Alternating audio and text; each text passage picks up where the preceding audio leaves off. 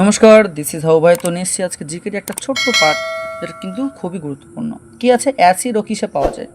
যেমন এখানে কি আছে, ফর্মিক অ্যাসিড। ফর্মিক অ্যাসিড কি আছে, লাল পিঁপড়া ও বিচ্ছের হুল, বিচ্ছু, কাঁকড়া বিচ্ছু যাকে বলে আমাদের। সাইট্রিক অ্যাসিড কিসে পাওয়া যায়? টক জাতীয় ফল, লেবু ও কমলা লেবুতে। বেনজোইক অ্যাসিড কিসে পাওয়া যায়? ঘাস, পাতা ও মূত্রে। এবার কি আছে, অ্যাক্সোলিক অ্যাসিড কি আছে? টমেটো, বাদাম, পালং শাক, সবচেয়ে বেশি পাওয়া যায় পালং শাকে।